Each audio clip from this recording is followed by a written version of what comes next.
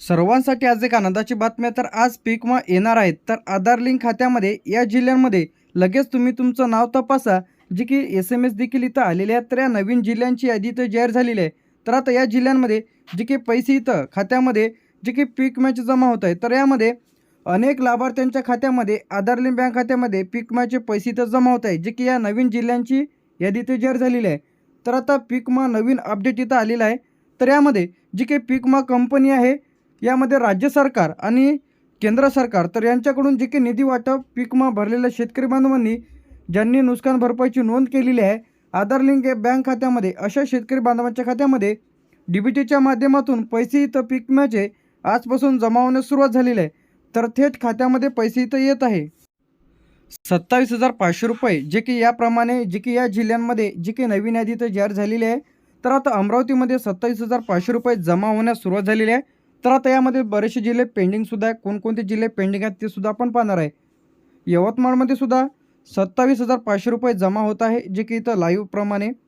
अकोल्यामध्ये सुद्धा 27,500 रुपये इथं जमा होत आहे. बुलढाण्यामध्ये, वाशिम, जालना तर या जिल्ह्यांमध्ये 27,500 याप्रमाणे पैसे इथं खात्यामध्ये इथं येत आहे. जालना झाल्याच्या नंतर इथं इथे आपलं बीडमध्ये सुद्धा 27,500 रुपये याप्रमाणे पैसे जमा होत आहे. लातूरमध्ये सुद्धा 27,500 रुपये याप्रमाणे जमा होत आहे. नांदेडमध्ये सुद्धा 27,500 रुपये याप्रमाणे पैसे खात्यामध्ये येत आहे.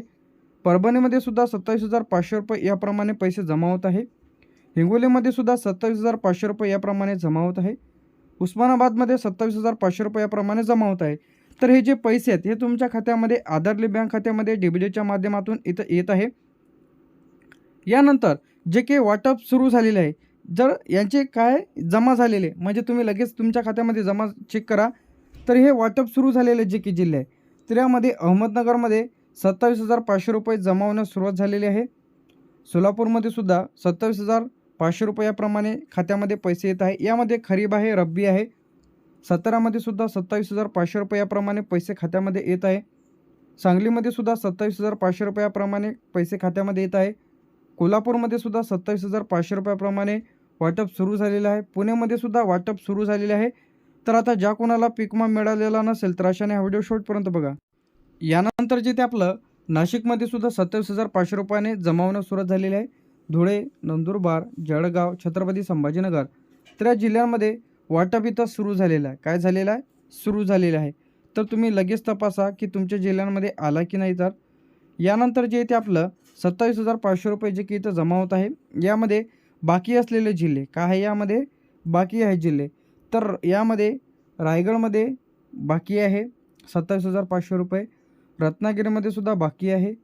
सिंधुदुर्गमध्ये सुद्धा इथं बाकी आहे. ठाणेमध्ये सुद्धा बाकी आहे. पालघरमध्ये बाकी आहे. मुंबई शहरमध्ये बाकी आहे. मुंबई उपनगरमध्ये बाकी आहे. गोंदियामध्ये सुद्धा बाकी आहे. यानंतर जे ते आपलं गोंदिया झाल्याच्या नंतर भंडारामध्ये सुद्धा बाकी आहे. चंद्रपूर आणि गडचिरोली तर हे जे जिल्हे आहे हे काय आहे, हे बाकी आहे. तर या जिल्ह्यात लवकरच वाटप इथं होणार आहे. जे की 27,500 रुपये हे तुमचे जे काही पैसे आहेत हे तुमच्या आधार लिंक बँक खात्यामध्ये पैसे इथं पाठवले जाणार आहे. ज्यांचं कोणाचा आधार लिंक नसेल व नवीन जिल्ह्यांची यादी लवकरच इथं अपडेट होईल. यानंतर पैसे आले तर काय तुम्हाला करायचं आहे, म्हणजे पैसे आले नाहीत म्हणजे बरेच शेतकरी बांधवांना पैसे तर आले नाहीत, तर अशाने काय करायचं आहे, आधार लिंक आहे की नाही तपासून घ्या. बँक खाते चालू आहे की नाही चेक करून घ्या. आधार लिंक नसेल तर त्याला आधार लिंक करून घ्यायचं आहे. तर पीक विमा अर्जामध्ये काही चूक आहे का ते तुम्हाला इथून तपासून घ्यायची आहे. तर तुमचं सर्व ओके असेल तर तुम्हाला पैसे तालुका कृषी कार्यालयाशी संपर्क साधायचा किंवा पीक विम्याचा हेल्पलाईन नंबर 1447 हा पीक विम्याचा हेल्पलाईन नंबर आहे. तर यांच्याशी कॉल करून सुद्धा तुम्ही तुमची तक्रार करू शकता.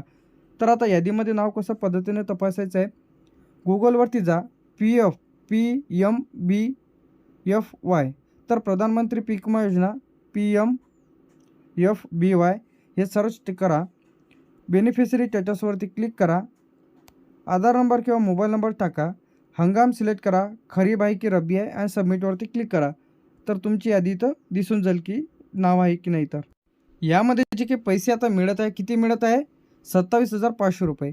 ज्यांनी पीक विमा भरलेल्या शेतकरी बांधवांना ज्यांचा कालावधीमध्ये नुकसान भरपाई केलेली आहे म्हणजे पंचनामे ज्यांचे झालेले आहे, ज्यांच्या शेतातील सर्वे आणि पंचनामे पूर्ण झालेले आहेत, तर असे शेतकरी बांधव आधार लिंक असणे आवश्यक आहे.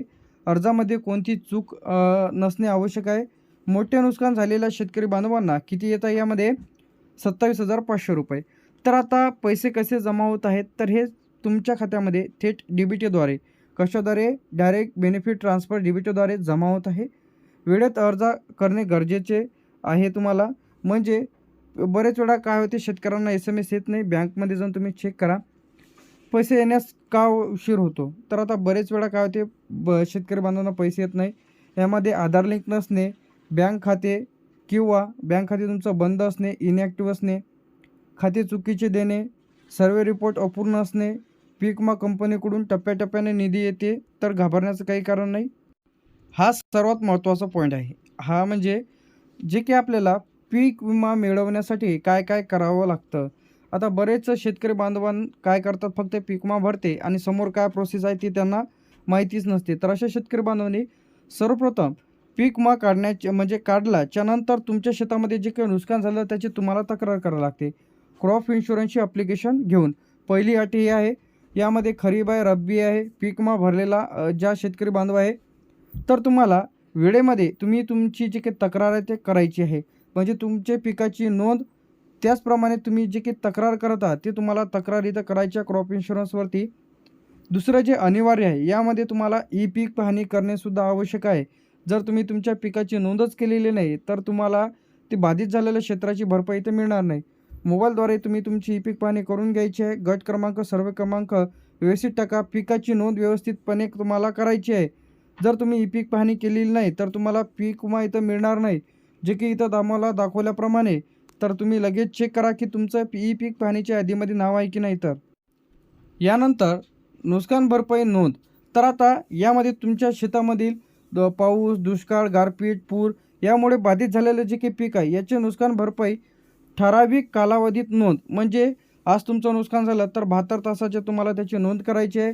यांचे पंचनामे करून घ्या. पटवारी तलाट्यांना भेटा, आमचं नुकसान झालेलं आहे. तर ज्यांचं सर्वाधिक नुकसान झालेलं आहे, तर अशा शेतकरी बांधवांना 27,500 पर्यंत भरपाई इथं मिळते. तर बँक व आधार लिंक पैसे येण्यासाठी तुम्हाला हा महत्त्वाचा पॉईंट आहे. बँक आधार लिंक असणे आवश्यक आहे, जेणेकरून तुमचं खातं ॲक्टिव्ह असणे आवश्यक आहे. अर्ज केलेल्याच्या खात्यामध्ये जे की तुम्ही बँक पासबुक, पीक विमा फॉर्म भरता वेळेस दिलं होतं, त्या खात्यामध्ये तुमचे पैसे तर येतील.